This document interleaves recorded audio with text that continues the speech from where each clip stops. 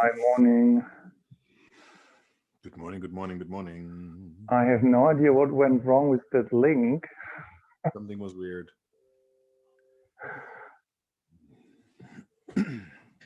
Is it the same link each week? Actually, it is the same link each week, yeah. But I'm sure I went into last week's and I couldn't get in. Oh, I don't know. Sorry, I will check it. You know, all the little kind of tweaks and twacs. Hi, morning, Carmen. All the numbers and all the kind of... I have to admit, I'm getting overwhelmed. There's too. I don't blame you. I mean, God, I'm overwhelmed and I'm not even part of it. I'm just. Oh.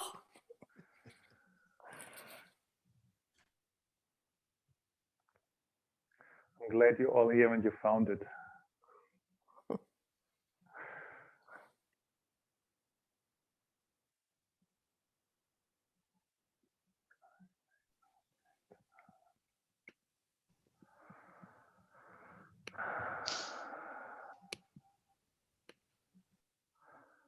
Okay, let's see. I don't know who is missing. I can just... Everybody who is not here, raise your hand.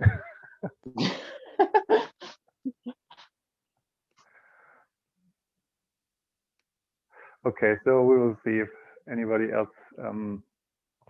I hope everybody kind of found it now. And a message from Igor. Igor is here. Okay, great. Close that. So hi and good morning, everyone.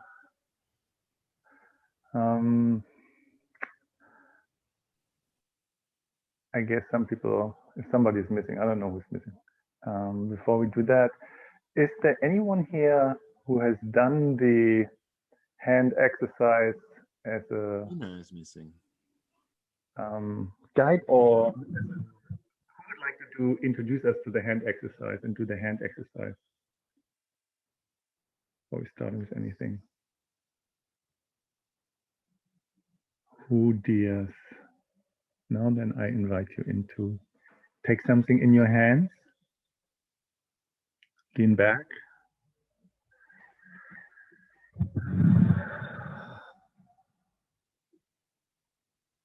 And we just do that for a few moments, minute or two, just to land. Just notice where your breath is, notice where your heartbeat is.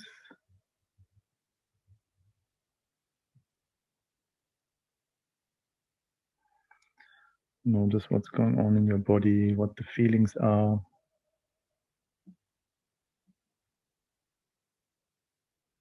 Notice your thoughts,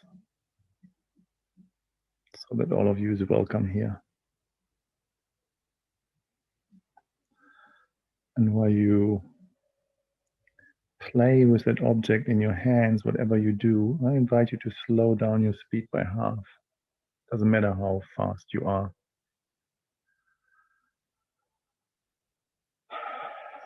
And then slow down by half again.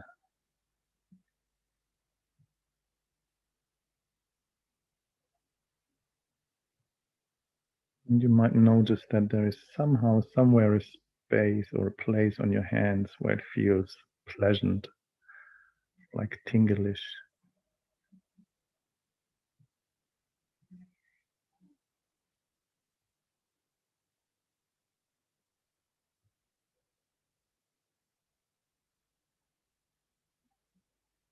And I invite you just to stay there, where it feels good already.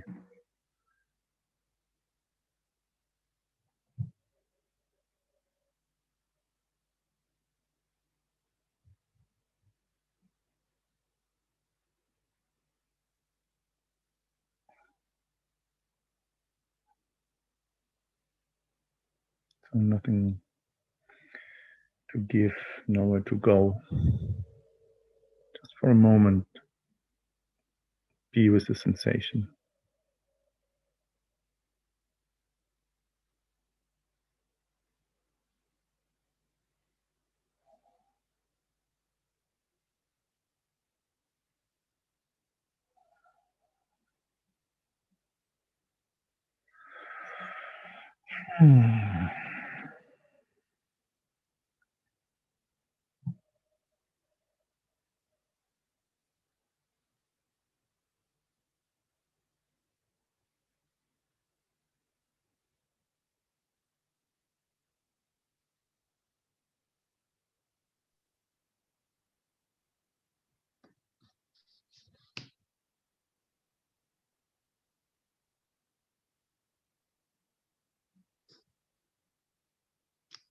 Hello, everyone.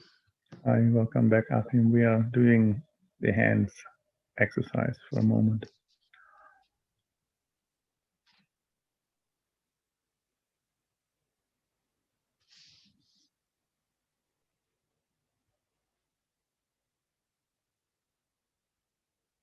Just allow yourself to just sink in as deep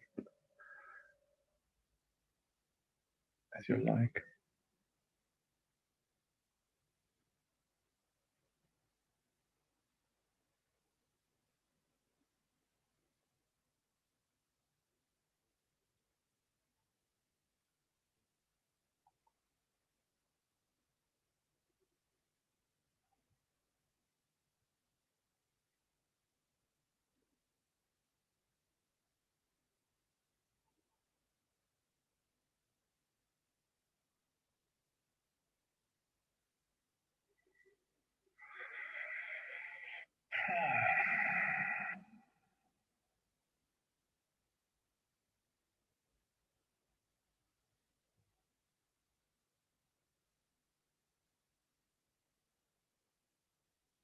And then invite you to slow your hands down till they stop.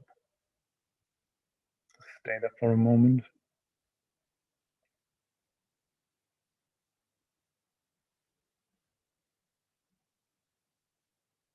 And whenever you're ready, open your eyes and bring your attention back to the screen. Feel welcome to stay with the object in your hands or put it aside, whatever works for you. All right. So welcome everyone. Apologize for the little link confusion. I might figure it out what it was. I might not, but welcome to the world of fucking it up with infinite possibilities. So that's literally the real kickoff of the Consentlab training. Last week we just did the Consentlab, and we're starting this with this meeting for 4 meetings to breaking it down about facilitation, breaking down the Consentlab, and saying a few words about myself. I feel excited, nervous, heart is beating fast, my breath a little bit shallow. I have so much stuff I want to cover, and I want to create spaciousness that you just get it all in. I'm in Berlin at the moment, and I'm so happy to see you all. And I would like to start with just a little intro, because we haven't done that last time. And the intro, we're going through 2 rounds. And the first round is just a short weather report. Your name and again, how do you feel right now? And where in the world are you? And I will ask you one after another. And so please be prepared to get your name mentioned. Let's start with Erika. Bang. I am Erika. I'm from Antwerp, Belgium. I'm glad to see you all. I'm very happy to be here. All right, thank you. Bas? Good morning, everyone. My name is Bas. I'm from the north of Holland. I feel very good today, and I'm also very happy to be here and see you all. All right, thank you. Lisa. I'm Lisa and I am in the north of England in Newcastle. I'm feeling really nauseous and sick and yeah, I still wanted to be here, but I'm just not feeling great. You're welcome. Emma.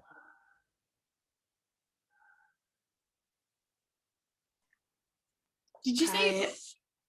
Oh, Emer. Okay. Hi. Sorry. Hi, I'm Emer. I'm in Belfast in the north of Ireland. I feel fine this morning. I'm really happy to be here and I'm curious. Thanks. Thank you. Carmen. Hi, everybody. I am Carmen and I'm here in Bali. Today I'm feeling anxious, which is pretty usual for me because I've got quite bad anxiety every day, but I feel really excited to be here because I didn't manage to make it last week. So I'm really excited to be here with you all. Welcome, Carmen. Diane. I'm Diane. I'm from Denmark, Copenhagen. I struggle with a lot of bad back pain and has been for a week, and now I'm just extremely tired from that. So I feel very little presence, like just here, barely. Not. Welcome, Diane. Yvonne. I'm Yvonne and I live in Nice, France. I'm feeling that feeling of like when I just want to know it all like right away, and I'm kind of like, give me the information now. I don't want to know it all in my head, so that's how I feel right now. Yeah, thanks. Welcome. Nina. Hi, I'm Nina. I'm in Bali too, and hopefully we'll see Carmen next week. I'm feeling a little bit flat and lethargic, but yeah, I'm happy to be here with you lot, and hopefully you'll perk me up. Welcome, Nina. Igor. For now. Hello, hi, my name is Igor from Slovenia, Europe. Today I'm really anxious to kind of dive into, to learn and to kind of make the structure and everything about what you're learning here. So, ready to go. Thank you. Achim. Hi, everybody. I'm Achim from Frankfurt in Germany. I have a mixed feeling. I'm stressed inside the body, which is anxious, is excitement, and yeah. But from that, I feel very good. All right. Happy to be here. Welcome, Tessa.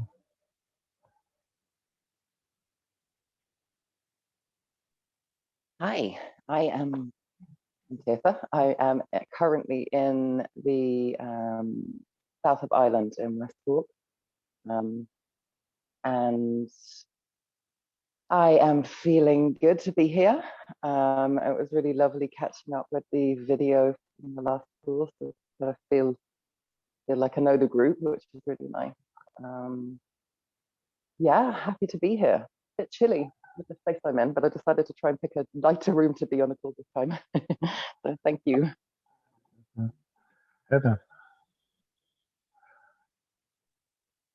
Hi, I'm Heather. I'm in Tijuana, which is the northwesternmost point in Mexico, originally from San Francisco. It's 1 a.m. here. I'm tired, but I look forward to this all day, so I'm happy to be here. Thank you. Welcome. Sonia. Good morning. I'm Sonia. I'm living in Berlin at the moment. I'm pretty grateful to see you guys again and to dive into the session today. And I'm feeling pretty calm and focused and centered this morning, and also a bit tired. Thank you. Vanessa. Hey, I'm Vanessa from the Gold Coast, Australia. And I'm feeling distracted, anxious, and tired. Yeah. Thank you.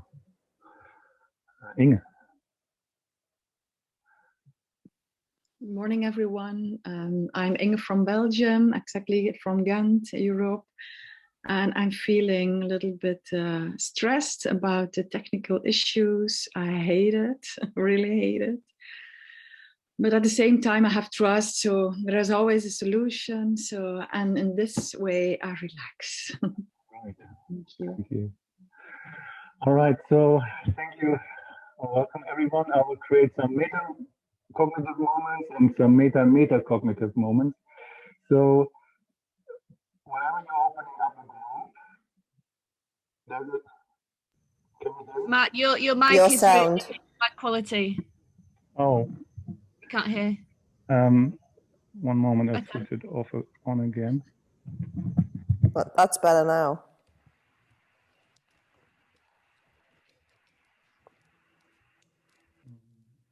Can you hear me now? Yeah. Is it better now? Okay. Yeah. So much to the technical stuff and when stuff is happening. So meta-cognitive moment, I hope it will stay. So whatever you facilitate, whatever you do, you have a welcome group with people. Yeah. And as you have noticed that you cannot control what people say. It doesn't matter what I say or how I say that. I normally say, just introduce yourself, 3 words, or just like a few things, your name, where you're from, and how you feel. You will notice sometimes people go on a long run because everyone feels what they feel. And sometimes people need to speak when they feel nervous and anxious a lot. So people will talk a lot. So you will notice that when people talk a lot, they're nervous. Am I nervous? Yes, I'm nervous right now. Who else is nervous right now? Great, welcome to being nervous. Because when you opening up facilitation a group, or when you welcome people to an event, people are nervous. And the way how you feel right now, this is how I feel right now, facilitating it. And this is how most people feel when they come to an event. So that needs an acknowledgement. We feel nervous, we are anxious, we are fucked up, we're making mistakes, stuff is going south. So this is something to get really comfortable with from the beginning on. So what I would like to do next is, so welcome all of you to the training again. And I would like to do a round. And am I frozen? No? Do you hear me well? Okay. So what I would like to do next is for 1 minute, each one has 1 minute, and I will time that, and you hear a gong. And in that minute, you go on a run exactly as you want to. Yeah. So you will notice that will be 16 minutes because we are 16 people, and time will blow up. It goes into an expansion. When you have done your gong, then that was it. If you want to quit it before, quit it before. So what I would like to invite you to speak about is, what is your intention to get out of that training? What are you facilitating right now? Or what's your experience with facilitation? And I pick you randomly, okay? So I'll take on the timer, da-di-da.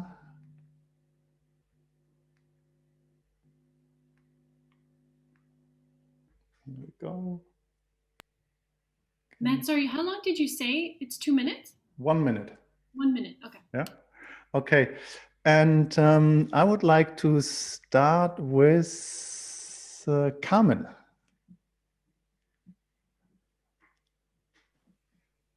Hi, I'm just really at the moment preoccupied with Baz's little one there. So that's who I was waving at. Super, super cute. I love kids.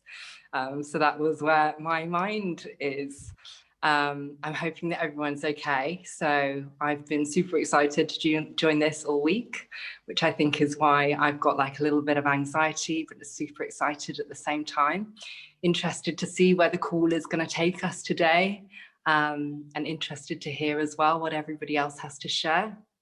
I've been thinking a little bit before the call of the applications, which I find my mind always tends to go to the various different ways that we could possibly use all of the tools that we're using here. And I always get really excited about that.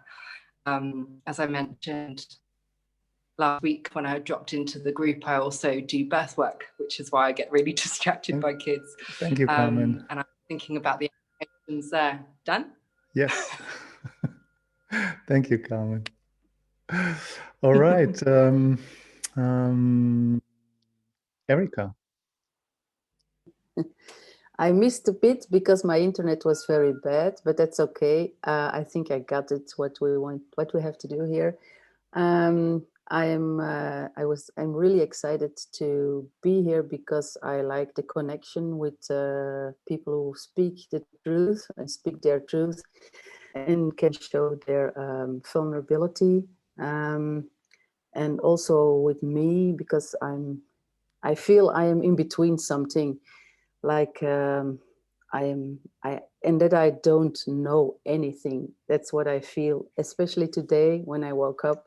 I had something, what is this? Where am I? What am I doing? Oh, I look forward to doing this this meeting again.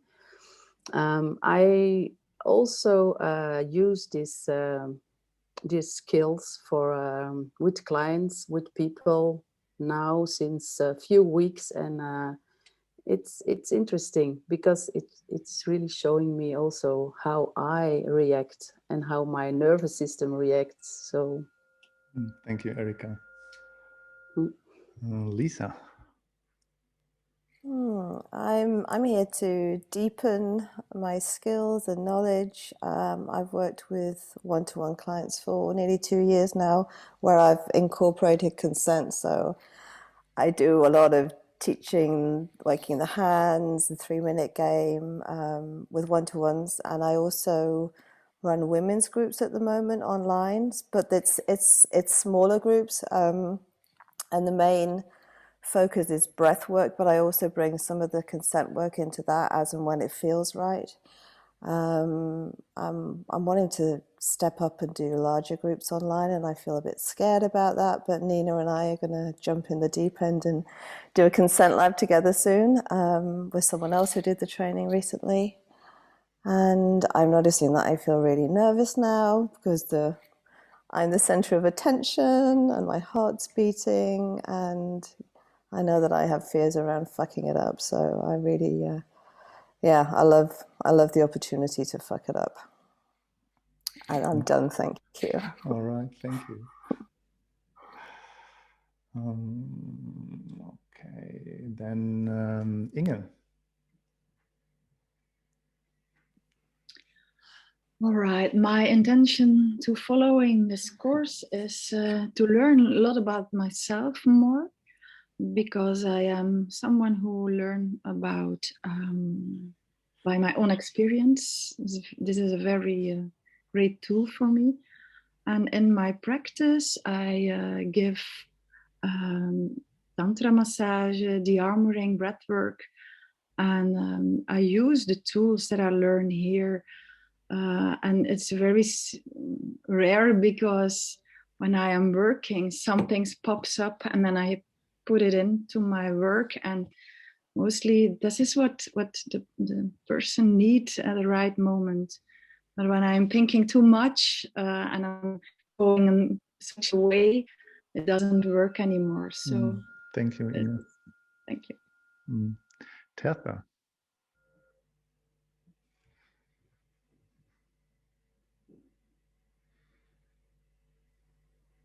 Right.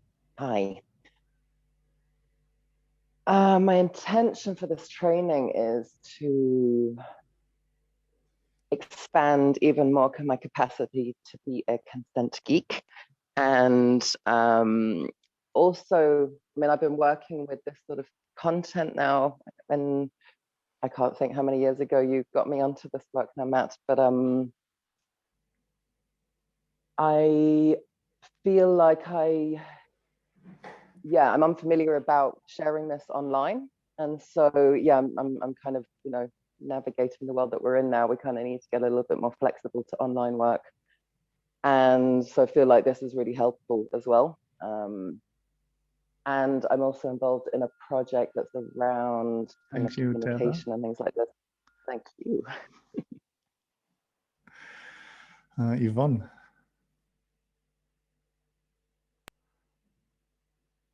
My intention with being here is to deepen my understanding, but more than anything to kind of expose myself also to what the practices could do for me. So deepen also as a personal practice.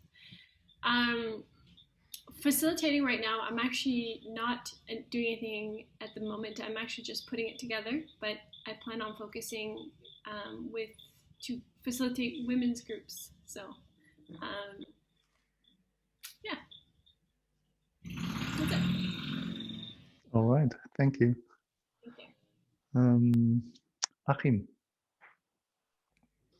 Yeah, facilitation is something that I much enjoy. I enjoy when people come together in groups, when we work together, and there is that spirit of co-creation.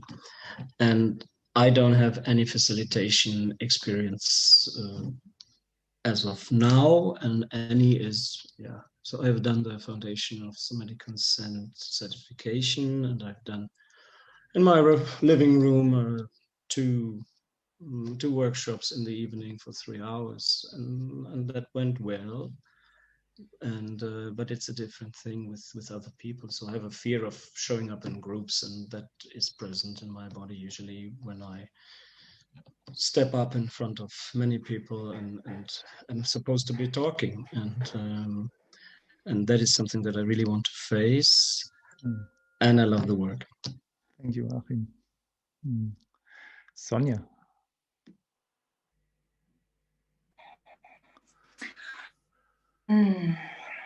My intention is to learn and to exchange and to share wisdom and experience.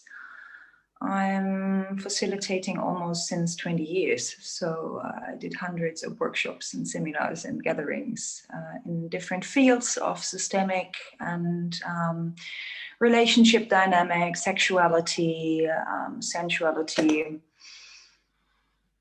somatic integration, and trauma awareness. These are my main, main phyla. Pillars. Thank you. The main pillars. And I will always be a pupil, so I always have to learn. And I'm pretty grateful to do that here with you guys. Thank you. Nina. I would like to learn how to be a better facilitator and, well, or kind of group leader. I've had a lot of experience in the past standing in front of groups, organising groups, not all to do with kind of personal development. A lot of that was kids camps and working with teenagers.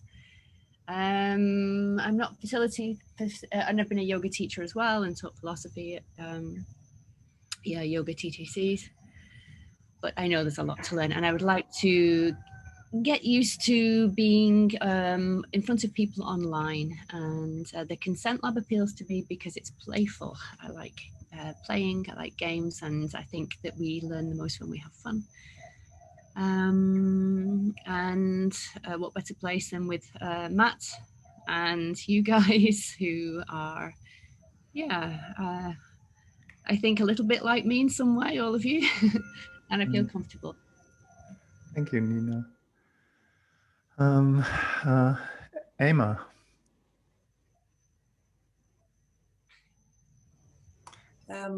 My intention is to learn and to practice. My experience of facilitation is I've quite a lot of experience of facilitating art groups. Haven't been doing that for the last number of years, but that was sort of community development through art. The last couple of years I have been practicing massage. I'm not doing that at the moment, but obviously consent comes up as part of all of that. I worked in student support at the moment, and it's academic support. So my intention also is just to get really comfortable, and negotiation is a big one to practice and learn. Thank you. Thank you. Diane.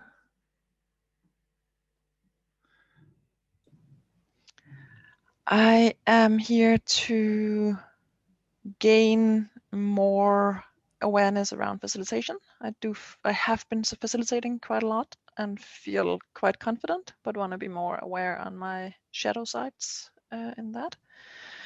I'm a relational geek, and consent is one of the corners.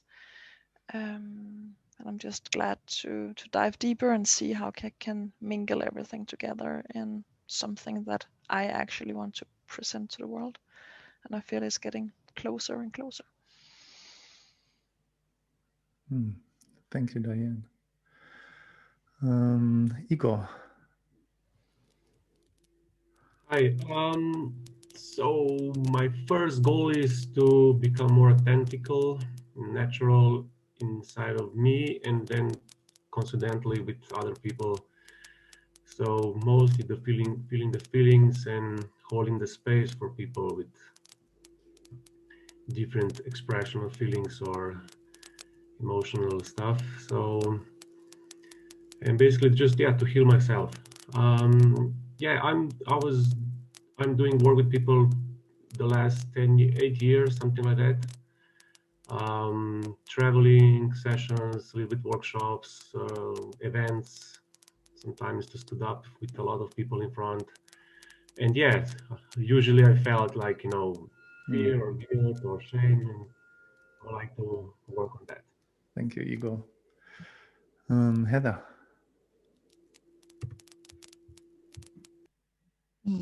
So, first and foremost, my intention going through this would be to really embody the work, really live it and feel it, because what I'm learning from the last certification is it just comes across so much more authentically as a facilitator when it's really transmitting through you, as opposed to just talking about something cool that you learn. I've done, I guess, quote unquote, facilitation work. I do a lot of sacred medicine circles. We do sweat lodge, where we're guiding groups of people. And so this sort of facilitation is different because it's, there's not this conduit. Thank you, Heather. Me and everyone else. That was the gong. Vanessa. My intention is basically did this training last year, then COVID hit and everything went to shit. So I need to refresh myself big time. Facilitation wise, done heaps of little workshops, big co-facilitated heaps in my time, quite in the last 5-6 years. Basically, and also in the last, since COVID, March/April, everything's gone to crap, and especially for me personally, and I definitely wasn't in the space to work much. It's only recently I've restarted working and mentoring, especially women clients, and I work in the kink BDSM realm too. So that's why this is important. Also a moderator of Yoni Pleasure Palace, and this work needs to really get out to a lot of women. Thank you, Vanessa.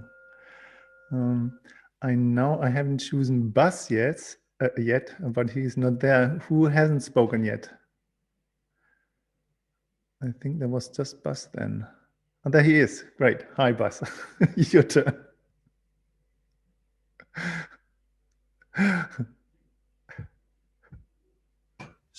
to do something here. Dat gaan we zo doen. All right, then. Good morning, everybody. I'm very excited to be here, and my intention is to get the cats from eating the yogurt of Theo. Welcome to my life. Yeah, I'm on an avalanche of trainings and getting to the bottom of this system and wanting to bring it out into the world and start facilitating that, also transforming from being a primary school teaching and in that form having been facilitating for the last 20 years, even with groups who had no intention to be there at all. And that feels really, really joyful and brings my whole system to a buzz. Thank you.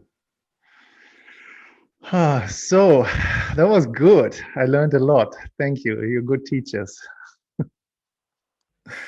So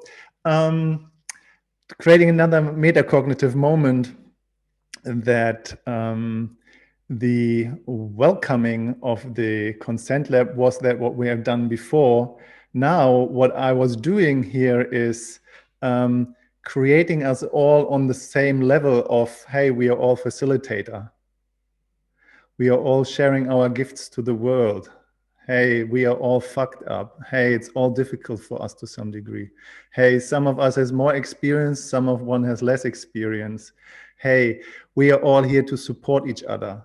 Hey, we are here to creating an environment where we can be together without a hierarchy. Hey, there will stuff come up for some of us and all is welcome. Yeah, does that make sense?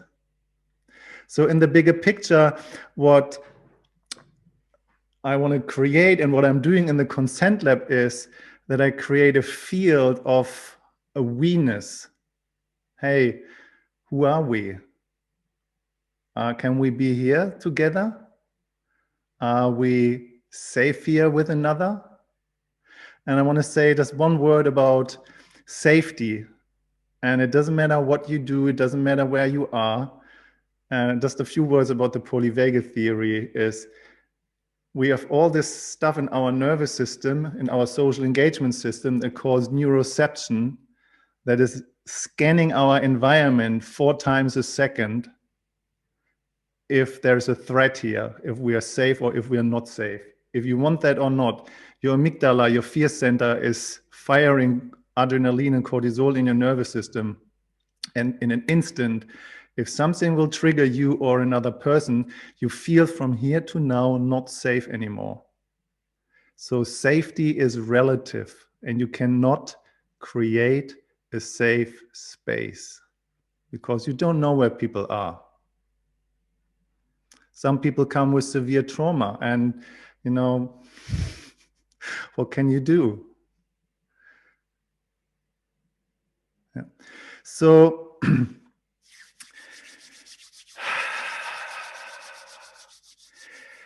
what I have done with this little exercise of you introducing yourself to create another meta moment is that there is a different way of choosing and setting a tone. Yeah. So in choosing and setting a tone, it is based on how you will guide the group or the people. And so I have chosen as a facilitator, I was setting the tone that we either go in a pop-up style that is more a so-called participatory facilitation, or I choose that and then it is more like a directive facilitation where you following more what I'm saying. Yeah, so there are different styles in there. So that you set the tone by either you create the choice that you ask people to say next or introduce themselves next or whatever is next, or you do the popcorn style where they choose it. And that 2 different things that will feel differently in your nervous system or in other people's nervous system. Because when you choose, you come from an impulse. And when you will be chosen, you sit there and you wait, or when it's my turn. And there are two different things in the nervous system that you will be, that you were aware of, right? Do you agree? Okay, so there are two different things, and there are two different things to know when you set the tone. So the idea with the consent lab is, and that depends on what you want to facilitate or what you're facilitating is, I normally want to give the choice as much as I can. That's not always possible, because sometimes when you give the choice, you just sit there and wait forever and nothing is happening.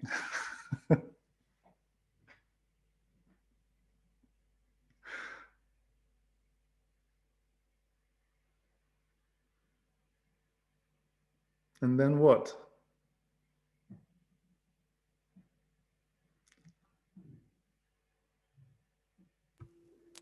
Then you choose. When are we moving on? What's next? So just feel that for a moment.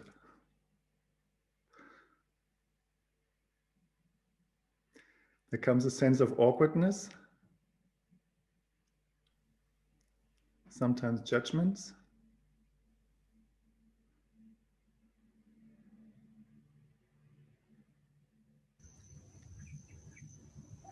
Discomfort.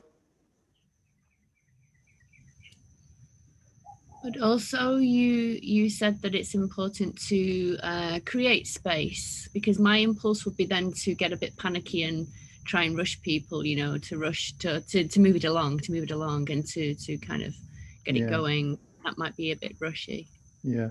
So thanks for saying that, Nina. So here's one key component of facilitation, and that is creating spaciousness. Yeah. So spaciousness that is not boring, that everybody falling asleep, but spaciousness that people can choose. So when you can create spaciousness, there's a specific part in the brain, in the nervous system, that clicks on, that allows impulses. I call that the pull rather than the push. And this impulse, the pull, only happens when you can make kind of choices. And that only happens when you wait. There's no other way that I found. Nina?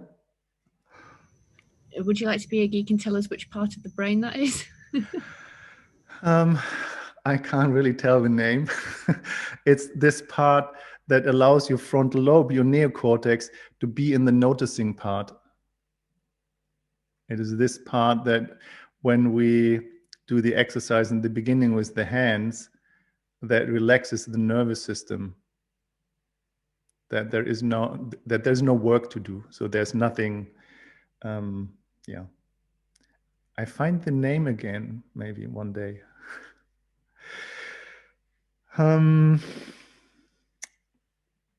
So one important piece about the welcoming and the hello and just letting people speak about what is going to happen is and setting the tone is the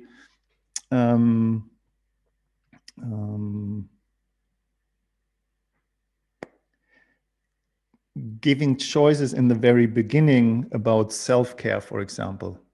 So I haven't done that today. But for example, creating some rules, yeah, expressing them. Hey, we are recording. Actually, do you know that?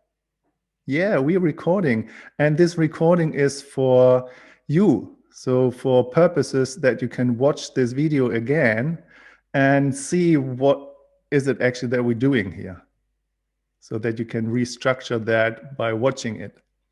But if you have an event, you just need to say, hey, I'm recording, everybody is fine with that, and I just only cut myself out as for educational reasons. So people need to know what's going to happen. Confidentiality, please don't share anybody else's experience. Don't share anybody else's name, what they say, what they do. But you know, I'm totally okay with being fucked up. You can share everything that I'm saying, every fuck up, whatever's happening, totally feel free to share everything and share your experience. Self-care, for example, if you need to eat, if you need to drink, if you need to turn the camera off, if you need to go to the bathroom, if you need to move your body, if you need to shake, if you need to pick your nose, you know, whatever you need to, just welcome people's capability of taking care for themselves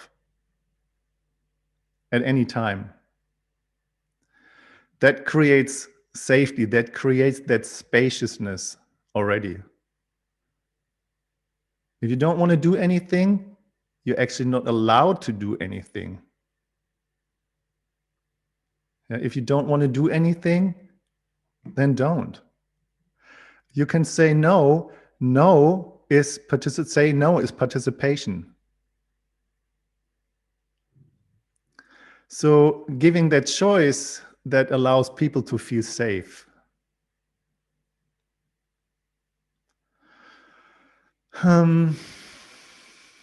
So what I would like to start with is, so you have all experiences. I imagine each and one of you has been to 1,000 workshops. And please unmute yourself and speak it in the room. What are your experiences as a participant in workshops of bad facilitation? It's not about speaking about anybody or anything. It's about what did you notice, what was bad facilitation in your world? Where you were thinking, oh shit, what have been landing in here? Yes? Now just unmute yourself, speak it in. For me, was at a tantric temple night. They just didn't have control of the crowd as such. The group just was loud, and they just didn't feel like anyone was really listening to their instructions. And they didn't really feel like also they were solid in what they were doing together, and they were an actual couple, like they were actually involved with each other and everything. Yeah, I just was like, okay. Yeah, that was definitely a recent bad example. Yeah. Thank you. Just speak yourself in, and I'm not choosing anybody. I get really annoyed when the facilitator allows questions to deviate, so questions that have nothing to do with the topic, or questions that lead to like a one-on-one therapy session that takes away all the time from the group.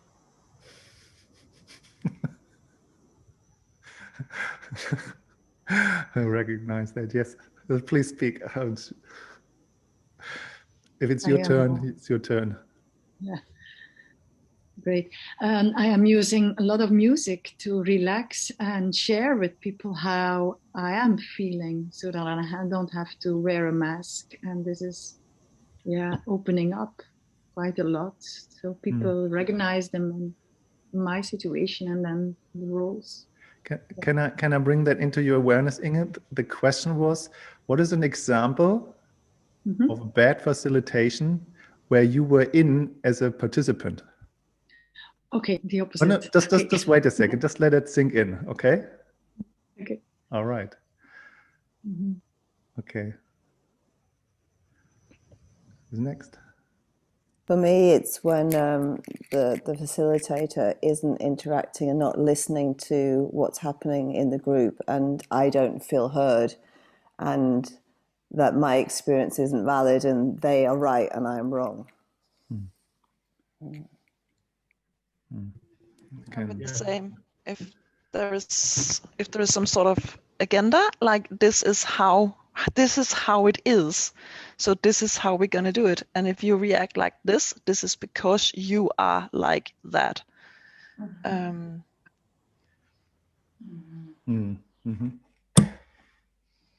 Yeah, that's connected to like spiritual position, ego, like the teachers put themselves on the higher level, and then it's their own way or highway sometimes, or control also. I did a tantric week in Osho Lila in England, which was fantastic. Apart from at the very end, they had organised some kind of priestess temple where we had to look after the men because they were in a separate group. So we came together and we had to look after the men, and I didn't want to. I didn't want to do all these things that. They reminded me of a children's camp, actually. Like they had stations where the men would rotate and we'd have to kind of pamper them. And I just, there was no asking, there was no consent. We just kind of had to take part in that. And I felt like the naughty girl that didn't want to do it. So I kind of felt a bit, yeah. And I didn't like being put into that position of no choice. So I thought that was not that brilliant. I'll say one. I think one that really drives me crazy is when it's like it feels like a monotone like conversation where it's just like information thrown at you and there's no level of engagement back. So what I really like about these is that we like have theory and practice, but a lot of times I feel like it's just like regurgitated information. One or two more. Well, I don't know if this is connected. Sorry, you have spoken already, Igor. I would like to hear somebody who hasn't. Yeah, no problem. I know when something I've been in workshops when I guess where it's like the facilitator's so attached to the content and it's just like I wanted to show you all the stuff, but there's not that kind of taking in. Are actually people receiving it? Is there any grounding or dropping in with any of the information, and facilitators just kind of feeding off oh, I know all this stuff. Yeah, that doesn't feel very safe then. Same here. When the facilitator doesn't seem to have a grasp on the dynamics of the group and what's actually arising compared to what they think they're there to do, sometimes it gets into a conflict. Yeah, all right. I could just speak for hours. And one of the main things that I recognized as a participant in a workshop when I was sitting there, just like, yeah, that's great, but one thing is missing. Like they could do this or that way. I just recognized the missing piece was me facilitating a workshop. So when you sit in a workshop and you start recognizing this is great stuff, but something is missing, something is shit, this piece of shit that is missing, that is you doing a better workshop.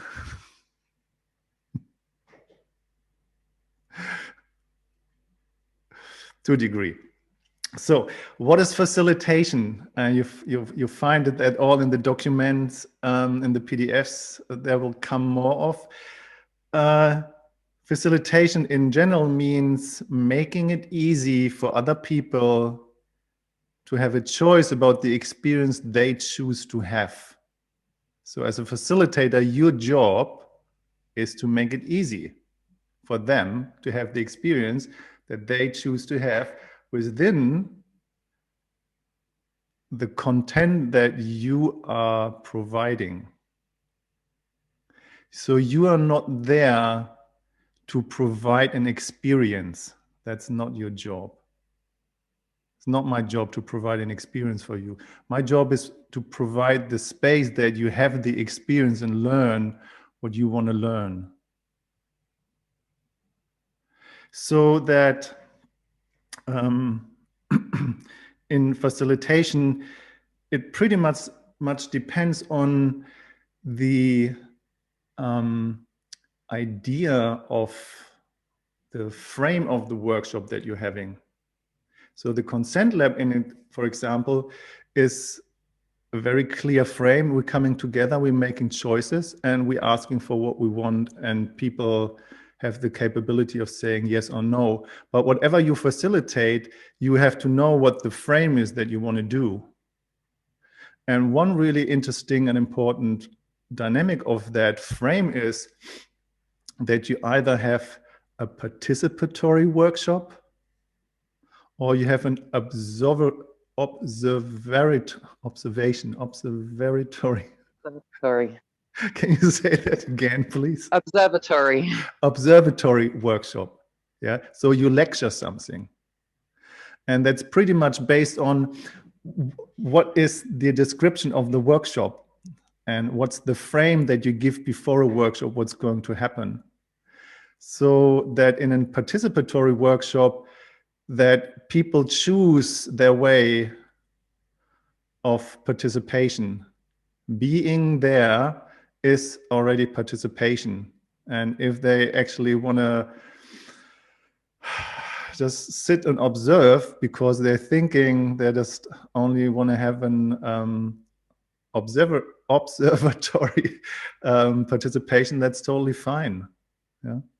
So that you create the frame.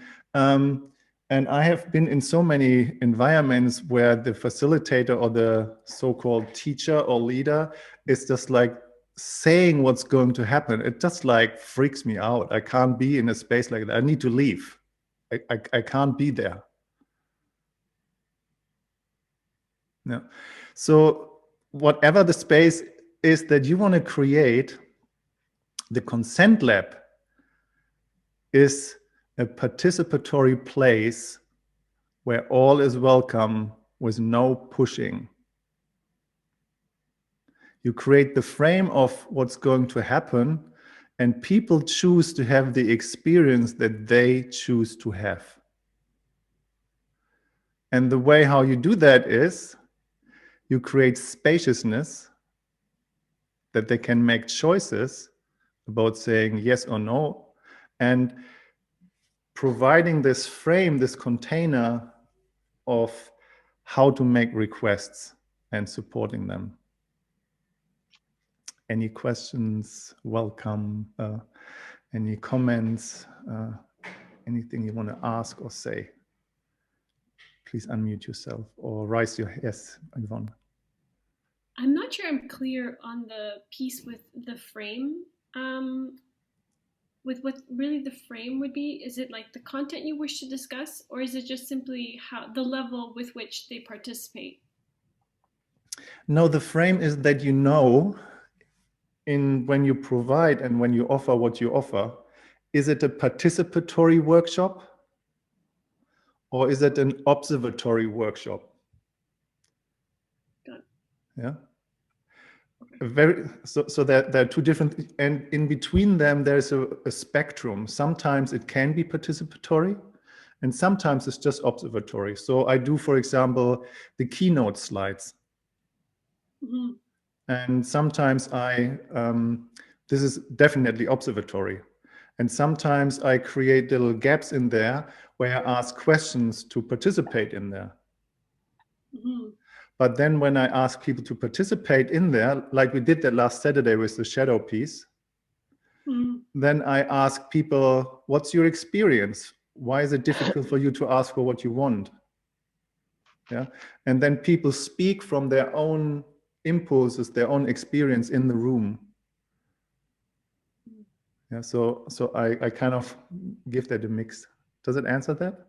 Yeah, totally. Thank you so much. Okay, cool. Great. Anybody else? Well, I'm trying to kind of connect this to the broader work, but we are just focusing on somatic consent here. Yeah, I mean, just like if you do a session or any other workshops. My question was, when is the line that you do something for a person, like in the session, or when it's just like you said, the person decides what she or he wants to learn or experience, or when you do it for them? Well, the point is that okay, just want to revel it backwards. when you think as a facilitator you have to provide something, or as a practitioner you have to provide and do something, and you have to do all the good things and all the healing stuff, and you have to have all the tools and toys and making it right, you will come sooner or later as a facilitator practitioner to that point of a burnout, because it's not your job to heal anybody, and you actually fucking don't know what people need. Does it resonate with some? Yeah. So this is, as a facilitator, when you think you have to provide something that they have the experience, you come, this is just my observation about myself. I come from a place of a wound, as a wounded healer, or as a wounded person who just, people who facilitate and teach workshops and do stuff, they provide something that they need to heal. That is not facilitation. So when we facilitate something, and we are all humans, we are all fucked up, and I'm as fucked up as anybody else. And when I'm in a workshop and somebody is confronting me and putting me on the spot, I will be triggered, I promise you. And I know I have to put my trigger aside to not be reactive in a trigger. That's one part as well. But mainly is in the workshop itself, I'm holding and creating that space for them to have the experience that they choose to have. So one important piece is that people choose the experience that they choose to have, is that they have to allow themselves to get vulnerable. And there's no way that somebody else in your class, in your group, will get vulnerable if you don't show up vulnerable yourself. So when you tell people what to do, if you tell them what's right, what to think and what to experience they need to have, then there's no way they will be vulnerable and choose an experience that they want to have. And that's neither participatory facilitation nor observatory one. This is the kind of school drill hierarchy teaching that we all have inherited from kindergarten on. Does it answer that kind of, Igor? Yeah, I mean, okay. Yeah, I was a little bit more thinking about when you do like body work or like, when you actually This is a complete other cup of tea. Okay, yeah, that sounds, yeah. And I'm totally happy to invite you to the year training to learn that. Yeah, you answered anyway. Yeah. It's bigger, it's wider. It's Diane.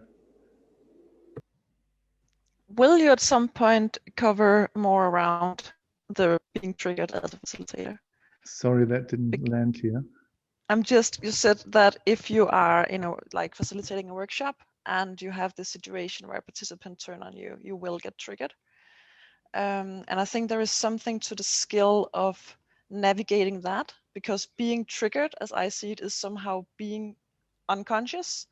So the capacity to actually grabbing that, being with the trigger, not going into it, but there is something in that I think is quite important for good facilitation, especially in this kind of work. Yeah. I can just say a few words about that now. So good is as well, when you are facilitating something, having at least an assistant there.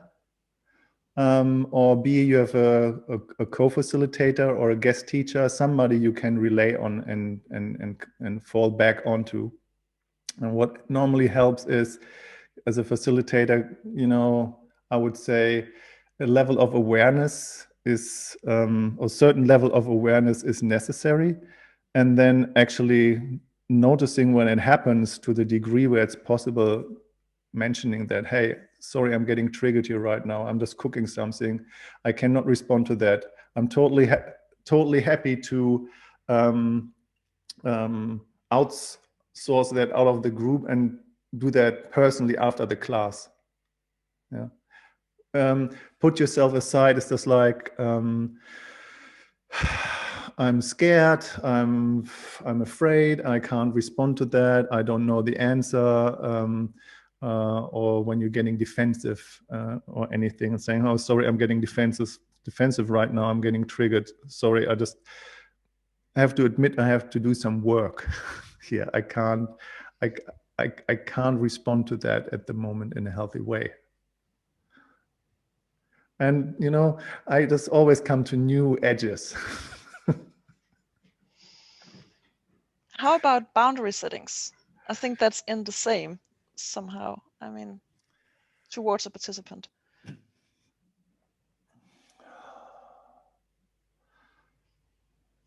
Yes, and I don't want to go too deep in that here now in boundary settings. Yeah. Any other? Yes, Yvonne. Oh gosh, do we ever actually remove someone? Oh, 1 second. And I thought that question was so good, Diane, about how do we navigate triggers as a facilitator, and so thanks for asking that. But my question is, do we ever actually remove someone if from the space, like, or do we just like let them be? So it pretty much depends on what kind of event you have. And when part of your container setting is all is welcome, all your feelings are welcome, whatever comes up is good, that you as a facilitator know that you're not responsible for anybody else's feeling, everyone else is responsible for their feelings. Mm-hmm. And when you avoid a feeling in yourself, somehow, somewhere in the depth of your guts, you can be sure this suppressed feeling will come up somewhere. Mm-hmm. And if you can't allow somebody else to have their expression of their feelings because you're getting triggered, then either people will not show up with that, or they will show up and then you're going together on a dance, or you're going together on a journey that will just bring the vibration of the group down. Mm-hmm. And when you're getting triggered and when you're going with somebody on a tantrum together because you have unresolved stuff, then I think it's really bad facilitation to remove somebody from a group. People are welcome to have their feelings and people are welcome to express them. And as a facilitator, then it depends on where you are as letting people to have that expression, and all that it needs is for somebody else to expressing it when you're comfortable with every feeling that people have, because you're comfortable with all feelings that you have. It takes 90 seconds or 2 minutes maximum. 1 minute? Ooh. Or was that a... That's awesome. Okay, so then one piece in the Consentlab, and what I normally do, and you have seen me or heard me doing that now, and that might trigger stuff in people. So I normally try to create a space where everyone can speak in the same way, same length or same, you know, everybody has the right to speak. For example, when we did that with what are you doing? So we had 1 minute, yeah? And when the minute is over, you hear a gong and that's your time and that's it. Because if you open up the space sometimes for people asking questions and being in an expression, some people, they go on an infinite run. Blah. Yeah. So when people do that, is a really good trick doing that. When they're going on a run, you just say, hey, can I pause you for a moment? Hey, could you just take a breath? or hey, this is not the question. Could you just please be with the question? And one piece that I'm doing is, and that's part of the lab in itself, that part of the rule is you can make a request. 1 second, Carmen, I've seen it. You can make a request, and if you have made a request and you come back, you have to wait till everyone else has made a request. So you cannot make a second request if somebody else wants to make their first, so that there is an equal share of making requests and having time. So, and that was something that I did with Igor. Thank you for doing that, Igor, and apologies if you got triggered, is when people have spoken once, I make sure that they're not dominating the space. So you will have people in a workshop that constantly just bring stuff in. What is okay? I love that when people contribute stuff. But then setting the tone means as well that you create that space and saying, hey, thank you for saying something, and I would like to hear from somebody who hasn't spoken yet, or you have spoken already, who hasn't spoken yet. Yeah. So it's kind of creating the space of that everybody has a chance. And if nobody wants to speak, great, then please speak again. And Carmen. I had some questions arising that kind of went on from the last question about removing somebody from the space. And I guess you also kind of just talked a little bit about it then. So I just want to give you like a practical example and maybe some advice then in this context of how you would deal with this. So, for example, there's always an energy exchange, right? When you're facilitating in a group, and you'll find that some people are more dominant than others, and other people tend to be more wallflowers. But sometimes, I mean, if we're in this context of letting everybody just show up as they are, which is obviously what we all want to do anyway, but on the odd occasion, I mean, this is not really happened to me, but it's always something that I'm prepared to deal with as a facilitator, because I think you have to be, which is why I'm asking this question. But if somebody comes into the space and they are showing up as themselves, like you said, and you've invited them into the space as that, but they are domineering the space to such an extent that it's actually impacting on the other people who are also within the space, who have perhaps maybe they've all paid to be there. And so as a facilitator, then you have to judge this situation, right? So I was thinking there would be a couple of ways to potentially get around this. Is like one, in the intro, like you said, being really specific about the space that you're holding and kind of what is okay and what's not okay. But then within that scope, there's a million different things that you could not account for, right? That could possibly arise in this situation. So yeah, I was interested by that when you were saying not to remove anybody from the space, because it's something that actually I'm always well prepared to do in my spaces, because if I have a container, it's also within my boundaries of what I allow in that space, right? Yes. So you're still facilitating this space. So this is my boundaries of the container.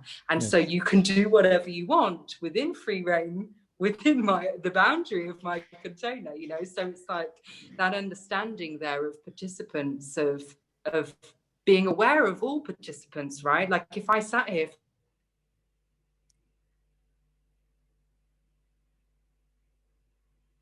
for the next half an hour talking. Yes. So you would have to at some point say, oh, other people are here and they need to speak, would be there. Yes. Thank you, Carmen, for that.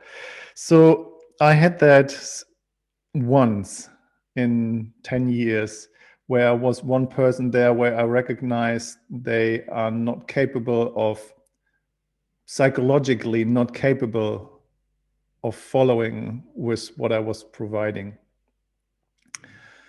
And I was checking in with several people in there, and I came to the conclusion that it's just like you can only go as fast as the weakest link in the chain will be capable of going. And we said, okay, so this person was not capable of processing stuff. They could not speak in I form and owning anything. It was always somebody else's fault. It was always something outside of them where they're projected on. And we have not processed that in the group. We took this person in the break, we had a conversation, and we said that I think this was not the right choice to join that workshop, and be as diplomatic as I can, and even offering that person their money back and saying, I think it's not a good idea to continue that workshop here. And being really clear and precisely. That happened once.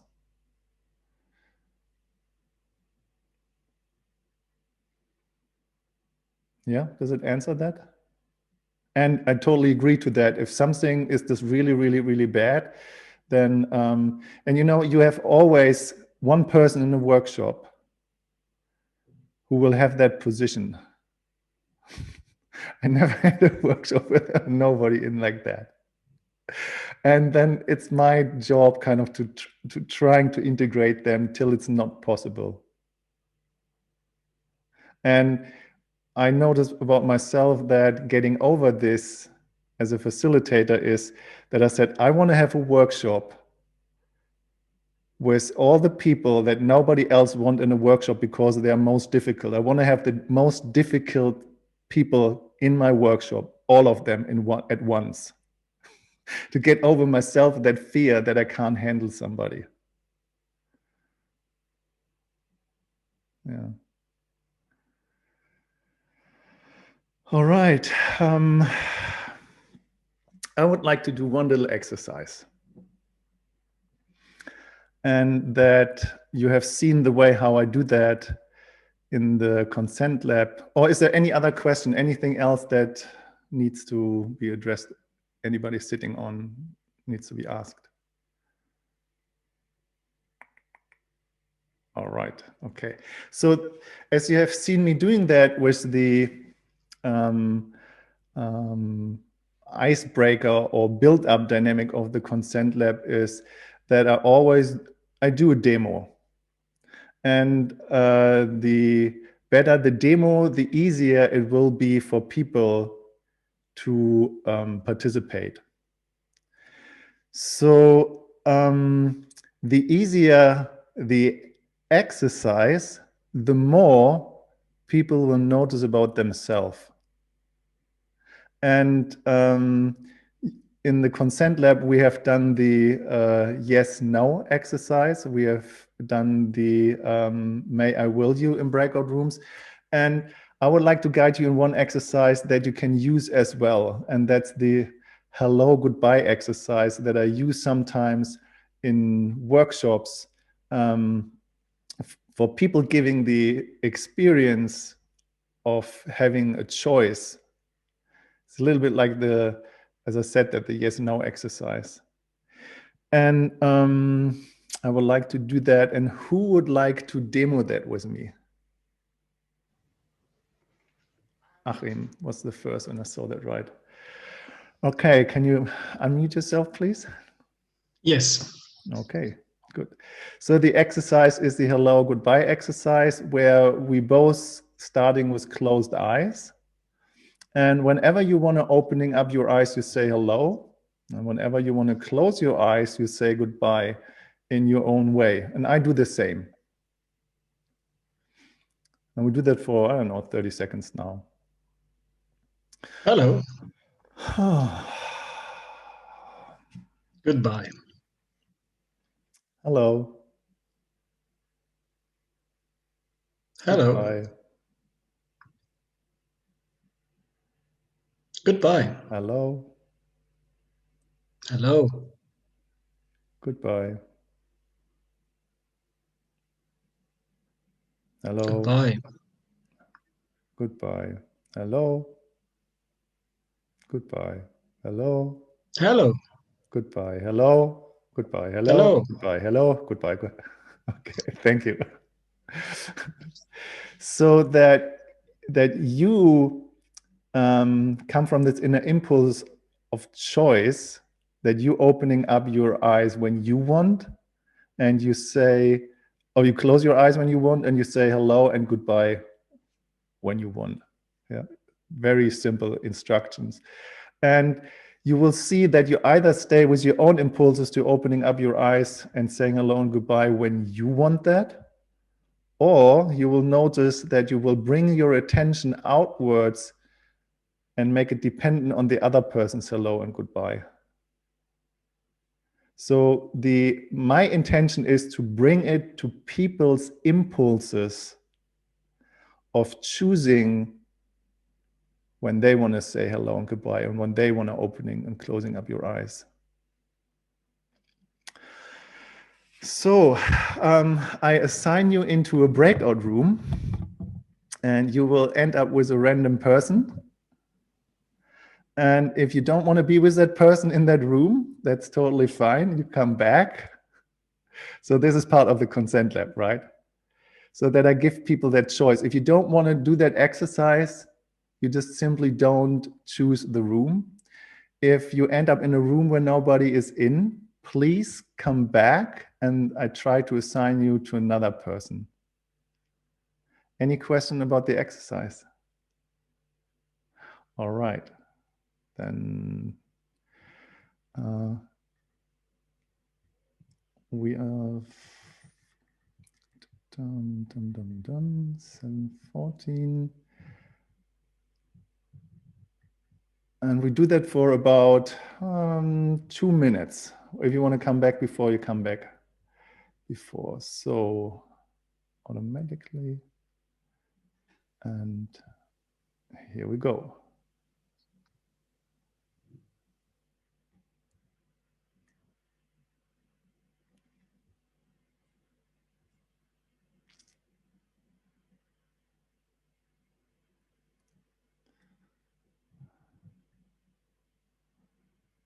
Hello. Goodbye. Hello.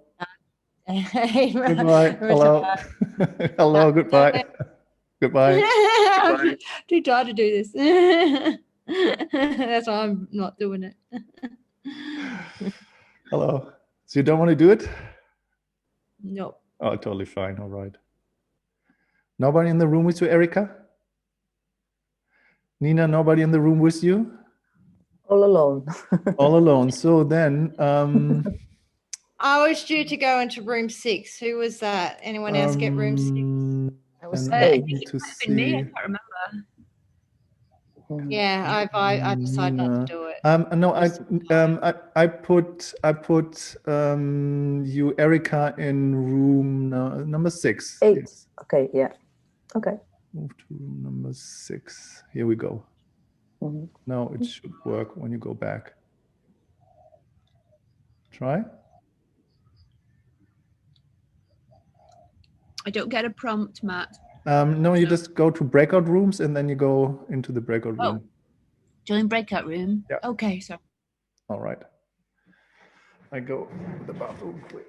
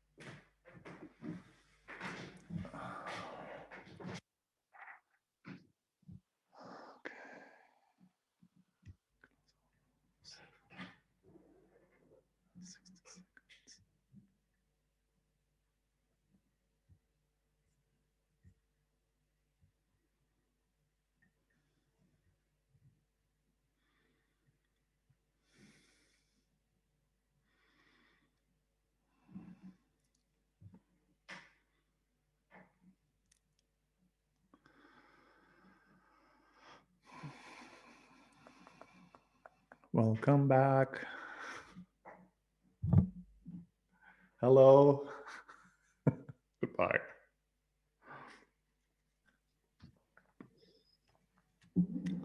Hello.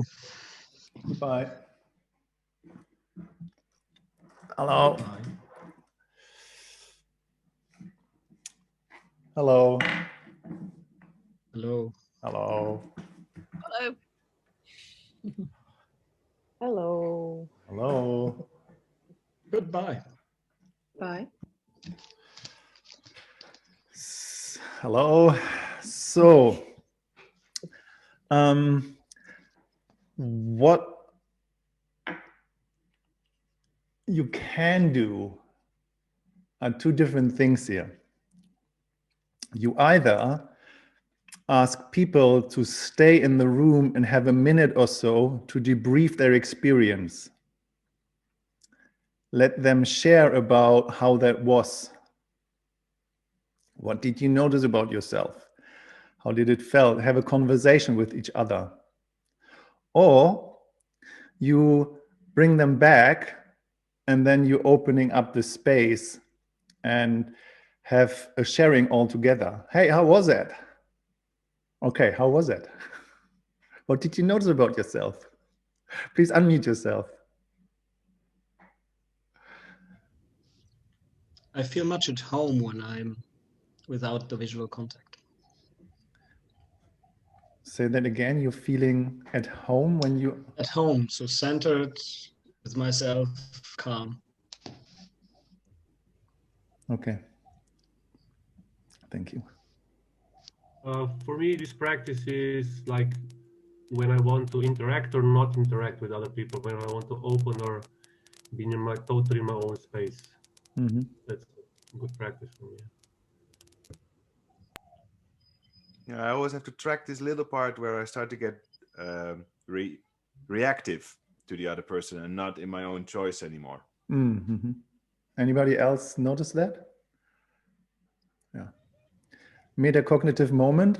This is what you can do when somebody says that resonates. Ask people, does it resonate? Anybody else has a similar experience? And then you raise your hand, that people can raise their hand. So it's just engaging and is in a way of being in connection with each other. Thank you, Bas.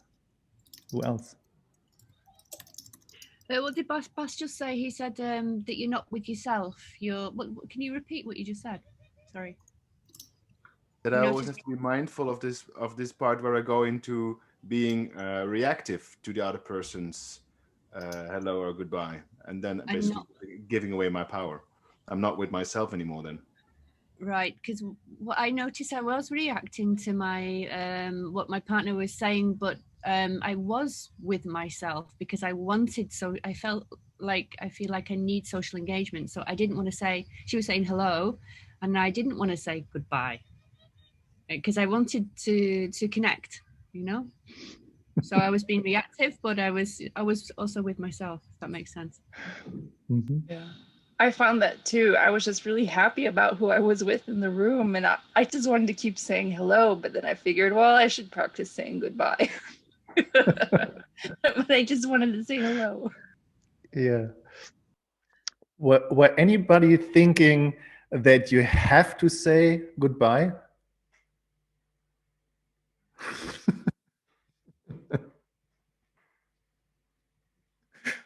Maybe I could have said that differently, or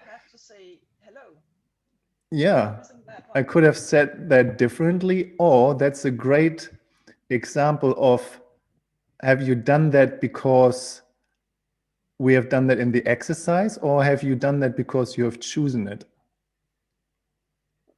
No, really for the exercise. Yeah. I wanted to stay in Bali.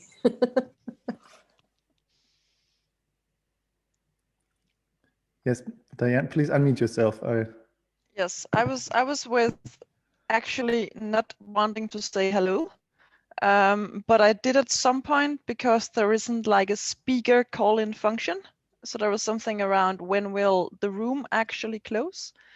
But I felt still extremely connected actually to my partner, even though there wasn't any contact. Okay.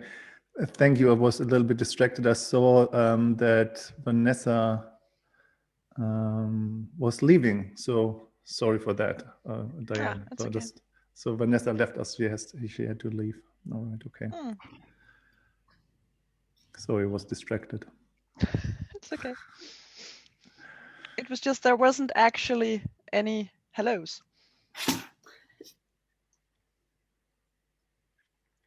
Igor? Sorry, no, I had it on. Oh, Igor, okay. Igor started and then you, Yvonne. Yeah, it's a question. Do you as a facilitator, is it okay for you to have a feedback from other people about the exercise? Because you said they can share with each other or they can share with the whole group. Is it for you beneficial to hear the experience or not? There's a different thing between a feedback and a debriefing. So if you ask, so do you have a feedback about the exercise? How could it be differently? And you have people analyzing your exercises, how you could do it better, then that's not the idea about the exercise. The idea about the exercise in debriefing is, what did you notice about yourself? And did you notice about your impulses of making a choice? Or did you notice you bringing your attention outwards and you want to engage with the other person? That you know the difference, they are both okay, but that you can make the choice about one or the other at any given moment. That's good, but my question was, is it, as a facilitator, is it okay that you receive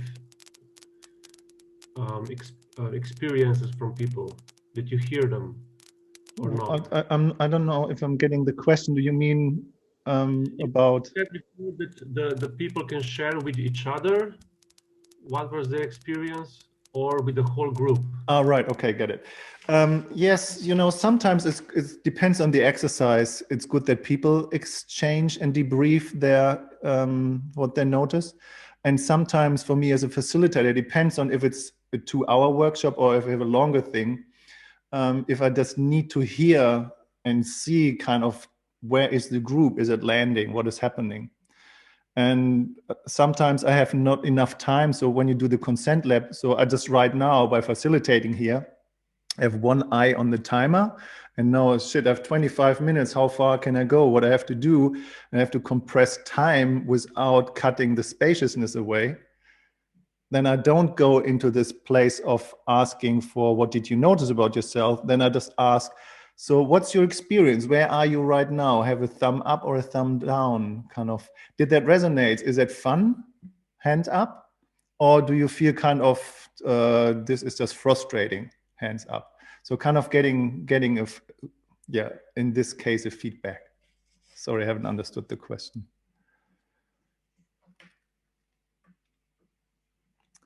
Anybody else?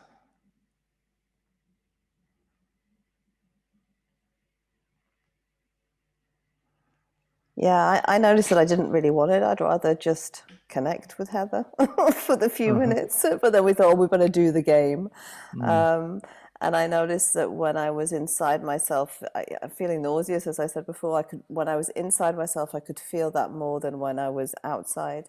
And I noticed that I was also really appreciative of seeing Heather's eyes open. Made me feel good, yeah. Yes, Erika. It felt different when we played the yes and no game and then the hello goodbye game. When you do this after one another, then there is another flow in this. Yeah. It felt different. Yeah. I noticed I had a difficulty with really getting into my real feeling of yes and no. Of hello goodbye. Yeah. Yeah. I interacted with Diane. It was really interesting. I never felt like saying hello, and so I didn't. But I was still feeling a little like preoccupied as to whether she'd feel rejected, the fact that I never even said hello to her. but yet I also felt like comfortable that, and then interestingly enough, she never said hello to me. I never heard it, so it was like really interesting to experience that silence.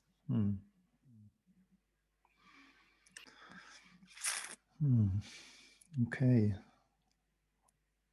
I think it's interesting to observe as well. Like for myself, I observed how I felt different within myself than when I practiced it the last time. Like today, I noticed that I was very consumed by the other person's energy, and I was, like Bas said, kind of reacting to what they were saying rather than being within myself and making my own decisions. So I find that every time I practice it, I feel different, depending, I guess, where I am in that day.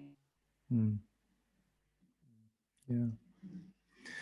So how this exercise got developed is from many years of Tantra.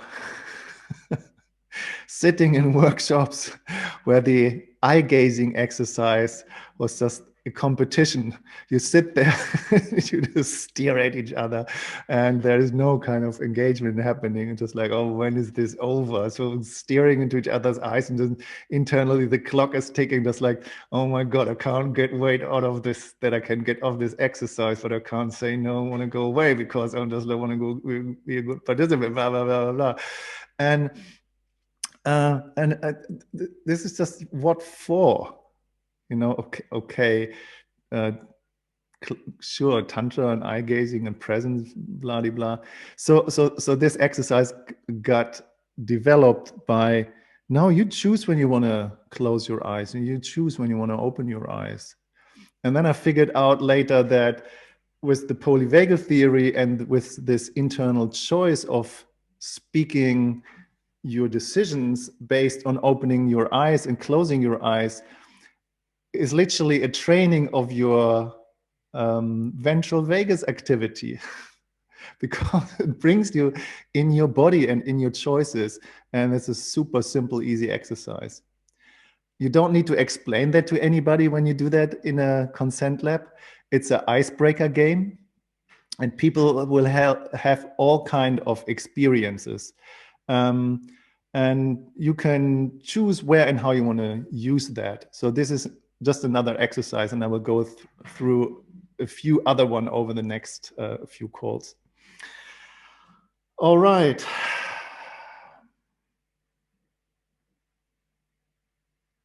Any other question, any comment, anything before I move on?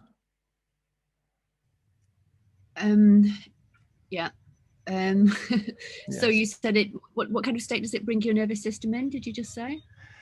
I don't know what I said. I have to watch the recording again. What would it be though, if you're tuned into getting more and making a more embodied decision? Make an empowered decision, or making a decision from a choice. Would it be the hybrid state between parasympathetic and sympathetic mobilization? Would you say?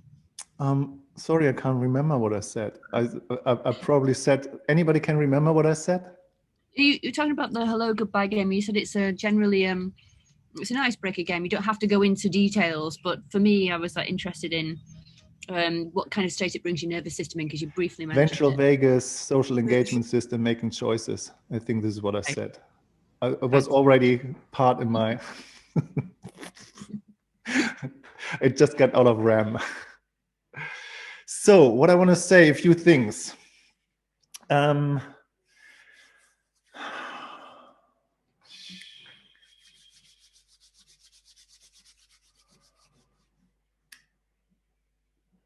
The next 3 meetings, I invite you to have about 5 minutes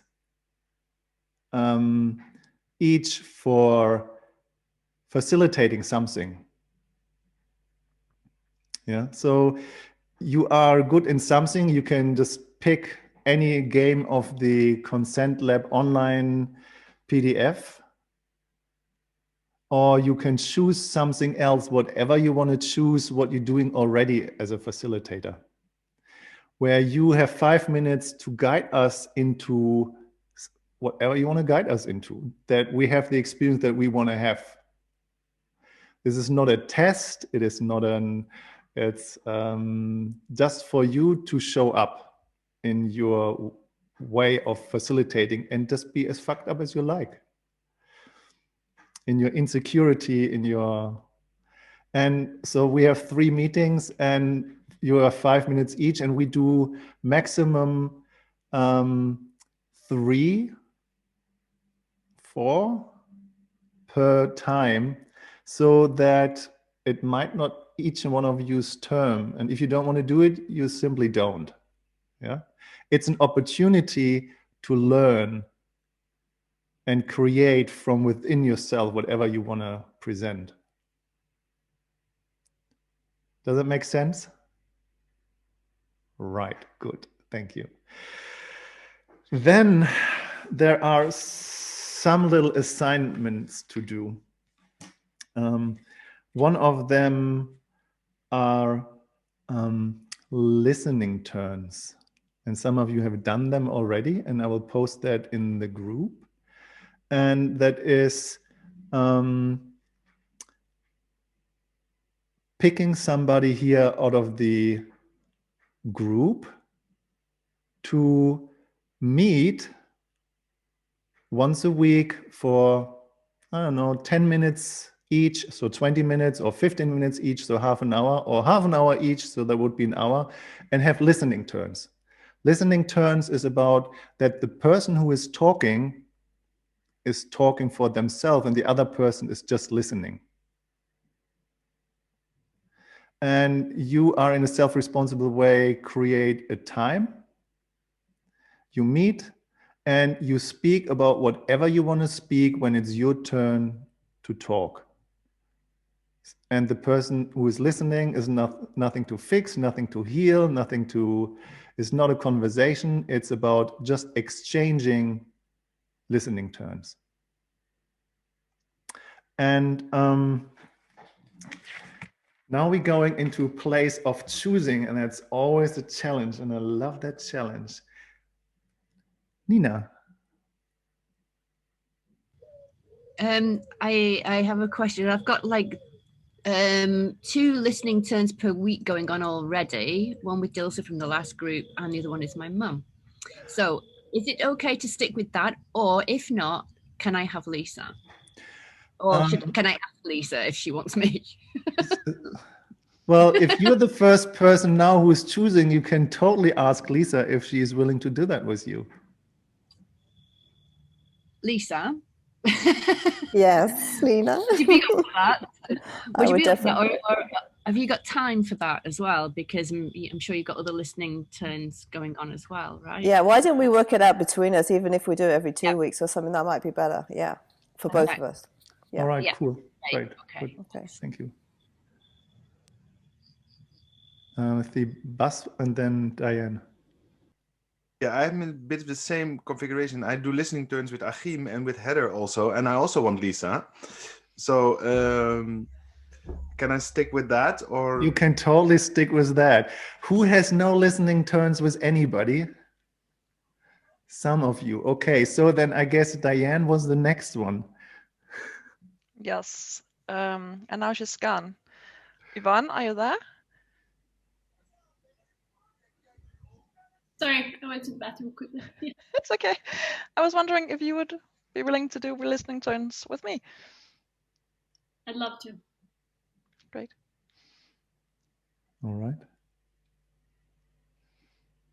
Erika. Okay, Igor, would you like to do listening turns with me? Yeah. Great. Thank you.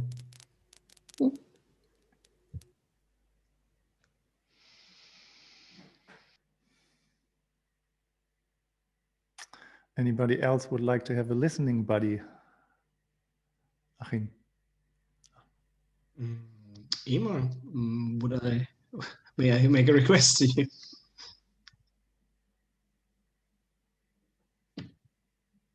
You're on mute, I think. Yeah. Yeah, you want to do listening turns, Achim? That's a question indeed. I'm not sure, actually.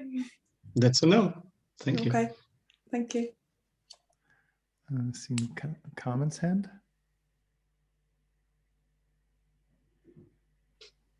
Yes, Inga, may I make a request of you? Yes, you can. Would you like to take listening turns with me? For how long do you want to have a listening turn? Maybe frequency? 10 minutes per week? Yeah, that's okay. Feels right. Great. Okay, thank you. Thank you. And Terta, have I seen your hand? Okay. I couldn't see any hands, like because I'm on my phone, I don't get to see everybody all at once, so I can't see if there's anybody else. You can just ask maybe who don't have a listening buddy yet. Keep your hands up because I'm scrolling through the selection of screens. Sonia, it's the first hands I've seen. Would you be happy to share listening terms with me, Sonia? Yeah, I would love to. Thank you. Let's go for it. Excellent. Who don't has a listening buddy yet? Eimer.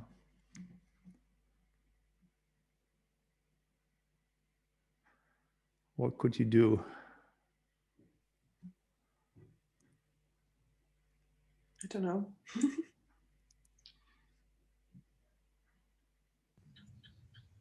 Can I make a suggestion? Yes, please. Yeah.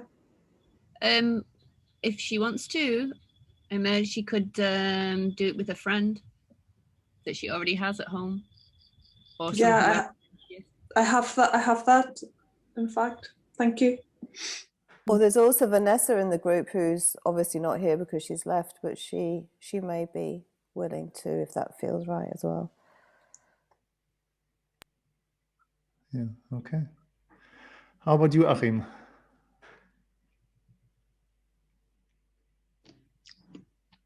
Complete at the moment.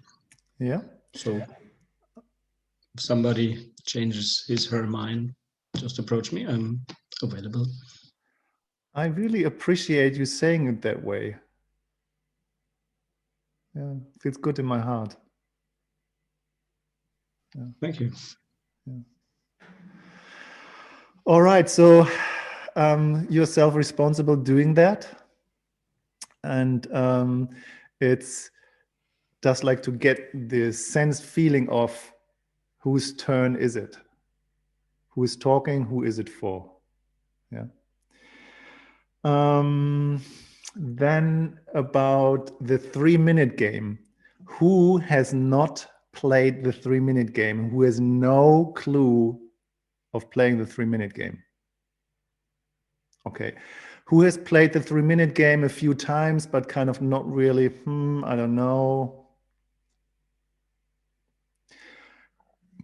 Who is kind of total, I just really know 3-minute game, easy task, I totally know how it goes. Okay, great, play more. So this entire thing will never stop, and the depth of development will evolve the more you play. It goes deeper the more often you play. It's like this instrument playing, practicing playing an instrument, you get better with your turns of exercising. So in specific, in combination with the feeling yourself on an object exercise, you're feeling yourself on somebody else within the 3-minute game with a may I question, may I feel you, may I touch you. This is where the deepening of the learning will happening. You're logically embodied. That's not happening anywhere else then by you playing the 3-minute game related to the sensory inflow of your nervous system when you're in action. Full stop.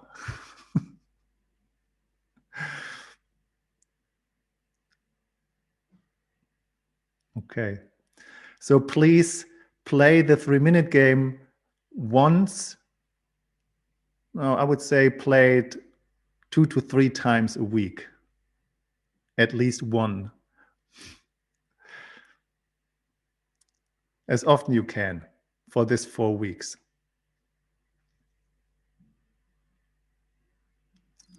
The more you play, the more confident you will have to guide people into this dynamic, because you will find obstacles in yourself. And these obstacles are your gold of being vulnerable. Why people, if you want to do the consent lab facilitation, if you want to hold that space, why people don't ask other people to feel them. So that you can welcome people in their own obstacles when you can acknowledge yours. Does that make sense to anybody? Yes, great. This is where you learn it. So play it as often as you can.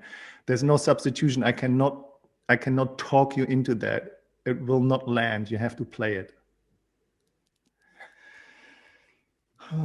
Okay, what else do I have?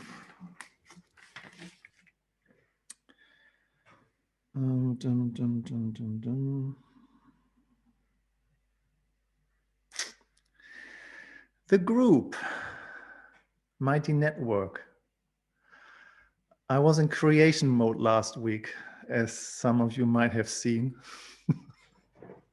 I don't know how that happened, but it did, and it was just like fun to play with that. And so you find yourself in this Mighty Network group. Please engage there.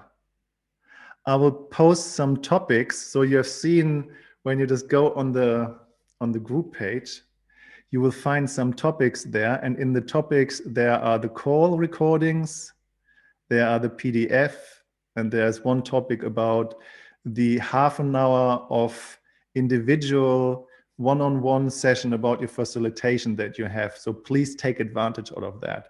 And in this group, Consent Lab certification, there will be another topic about, and I just wrote that somewhere. Yeah, about the 3-minute game.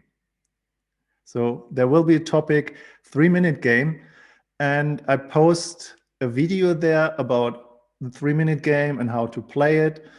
And please post there your experience, what is difficult when you play the 3-minute game, and exchange that with each other. Just teach each other, or just like enrich each other, support each other, so that you can find support by sharing yours and commenting on other people's responses or comments.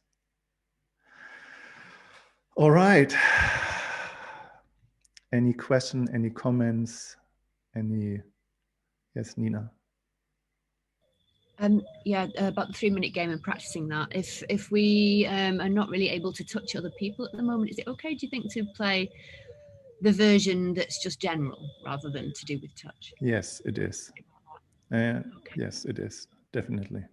So if you want to just do it with conversation or communication, you can just do it. You know, the listening turns are literally one part of that already. And if you just want to expand that, you can just play it. Okay, can you tell me such and such? Will you tell me such and such? And you can just do it with conversation. That's good too. Or if you're in the same place, but they, you know, because of the whole COVID thing, you don't want to, you know, somebody else doesn't want to be touched, that maybe to do something like make me a cup of tea, could you? I mean, you know, Carmen is just a neighbor of yours, and yeah, you might. I wanted to ask Carmen. Yeah, exactly that. Yeah. Or you can exchange kind of contacts if you just have somebody, people who are comfortable with playing it, and so that you're the expert, you're guiding them into the dynamics. So, and if you're feeling resistance of playing it, then just be totally with your resistance and put that in the group and comment that. That's fine too. Any other comment? Yes, Yvonne. I actually, okay, I have maybe two things, but the first one is I feel sometimes a bit of resistance with how simple things are, in the sense of like, sometimes my brain will go into thinking, well, this is like so simple, like what is, and so it like rebuttals the experience. And like you said, I think the easier the exercise, the more I just learn about myself. So I'm wondering, like, what are some ways that I can like work with myself on that? Because I noticed that that's sometimes a block.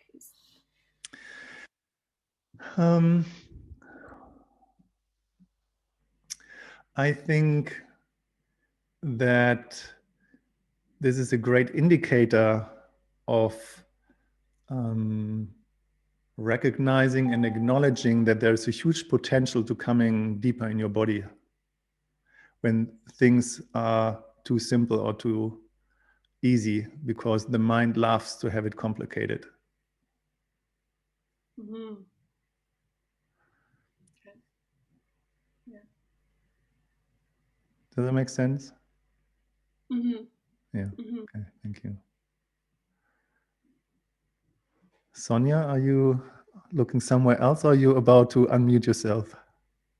Yes, I was in the way and I just thought about this, what Yvonne has said, and that in my experience, sometimes the idea of simple things are about, because they're so natural.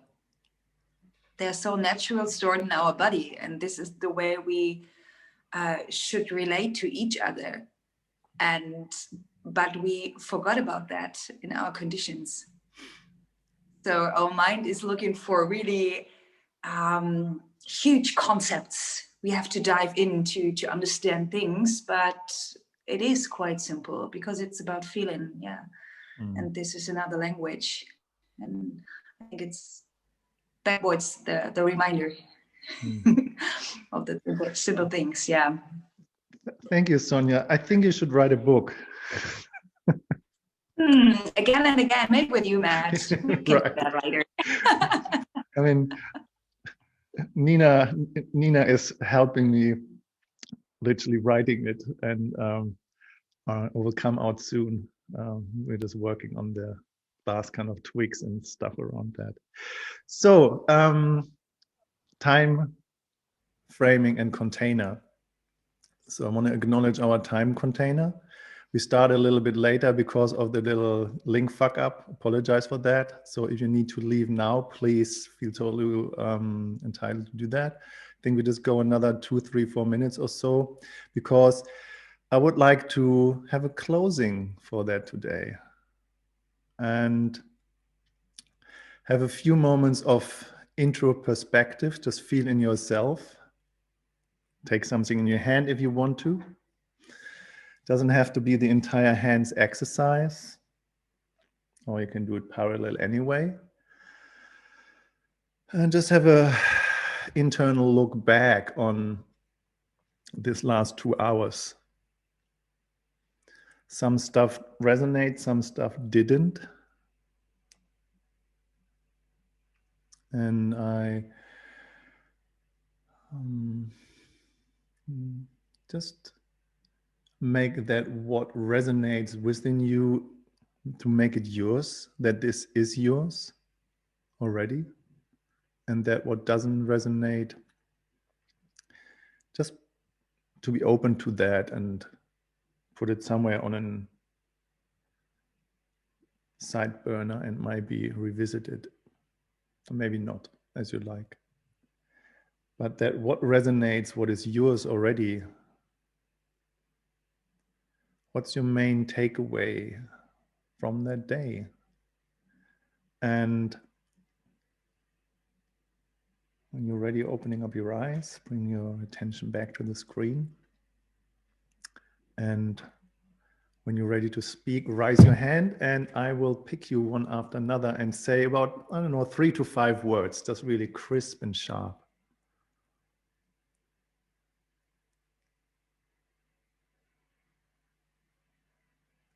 Yes, Lisa, please.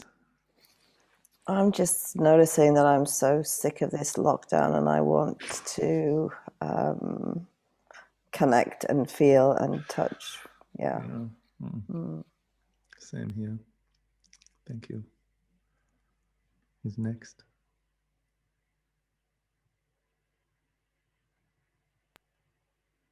Yes, Yvonne. I'm aware of the fact that I think I have to simplify things and appreciate simple. Thank you.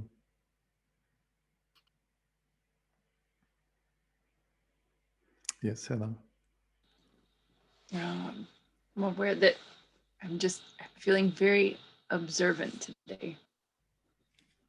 Thank you. Carmen?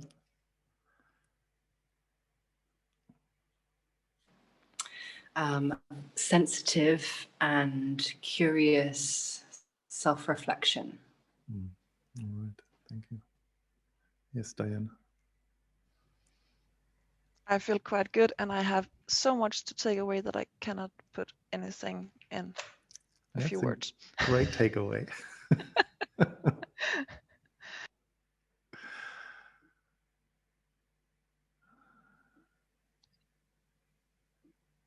Yes, Achim.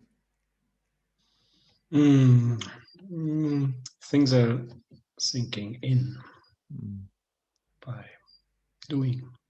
Thank you.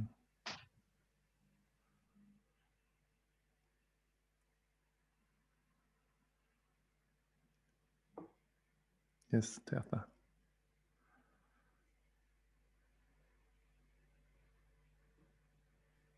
American and I'm feeling grounded and clear and focused and grateful.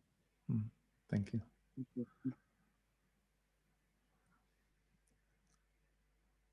Nina? I'm feeling much more uplifted than I did at the beginning, and I'm grateful for the opportunity to be heard because I really needed that today. And I also have lots of notes, and I know Carmen will laugh because I asked her once if she wanted a piece of paper to write notes on. She was like, eh. It's like an older generation thing, yeah.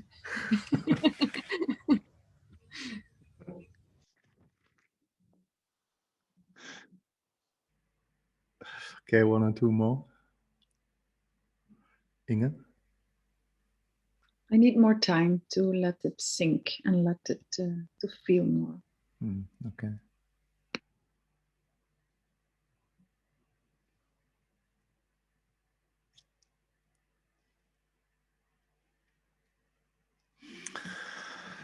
All right. Thank you for joining. Have a wonderful week. Tomorrow morning is the foundation call at 10 o'clock. You're all welcome. It's not the training in itself, as I want to say that again, but it's you're all welcome to learn more, to engage how I do that stuff. Yeah, it's a great observing it from the outside. One more thing, on the 28th of February is another Consentlab, so it's an open one or a public one, where you all are welcome to join. And if you just want to invite people there to come, so I just want to have a little bit of a bigger group on the screen so that there is another way of doing it when there are more people. So please feel free to invite other people if you want to. So there's a group in the Ning, no, it's not Ning, was it before? In the Mighty Network that is Consentlab and playing the 3-minute game.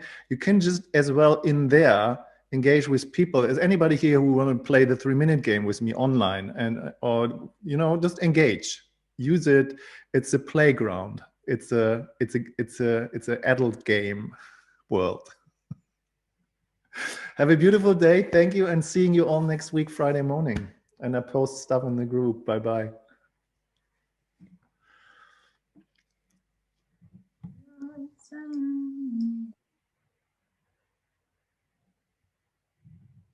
Bye. Matt, can I ask you a quick question? Yes, you always ask me a quick question at the end. That's very welcome. Can I just stay and listen? Totally, you're welcome. So Mighty Networks is like the community space, but the content of the course still lives on your website, correct? The course of foundations, the material will stay on the web page. So I will not move my course material to Mighty Network. Okay, It will because I know all- people put their courses there as well. So okay. Yeah, but I will not do that. I actually think the other way around. I want to create a network community that I can use on my web page, but I was not capable. So there is something that calls Body Boss, but I was not capable of building that in a week. Okay, makes sense. I will build that parallel and do that in a year or so. I don't know. Okay. It's Okay, much just- easier. Okay, cool. That's it. Thank you so much. All right. Bye. Bye. Yvonne. Bye. Hi, brother. Hey, man, you okay? Yeah, okay. It's so funny. It's so funny around this. How do you remove people from workshop? And I'm like, how do we ended up in this? And something interesting happened in you. I don't It's know. it's an interesting question that I was not really fully present with from an embodied place, because I have not really recognized that sometimes people getting triggered because people getting triggered. And that's the worst thing, to exclude people when they're getting triggered themselves and excluding the triggered people. Yes, It took me a moment actually to let that unravel. Yeah, I saw that. I read it. Hey, I'm gonna edit the pages file now. Shall I just make a PDF of it and send it to you? No, just please leave it as a page, and I make it a PDF myself and upload it on the. All right. And did it work with adding the remarks like that? Yeah, Did that was work? great. Thank you. I did not know that was possible on Pages. That was awesome. Perfect. Thank you. We'll do it like that again. Have a wonderful day, man. Thank you very much for all your support and help, my friend. Love it. Ciao, brother. Yeah, this. I told Heather yesterday. This is turning into a job. And then it's time that you're getting paid. Yeah, well, maybe at some point we need to have that conversation, but that's a different topic. Yeah. Let's see. Let's see. Oh, just wanted to share. Yesterday I got my certification for my human design, level 1, and I thought, fuck it, I'm just gonna stretch my relationship with the universe a bit. So I applied for a scholarship for level 2, and I got awarded a full scholarship today for level 2. Wow, cool. Thank you. Awesome. So, on a roll. And all right, enjoy that. This is awesome work. It is, and I think it can go so hand in hand with the somatic consent stuff if people know about their decision-making processes, or no, I need to wait a day, or I need to wait a month. Yeah.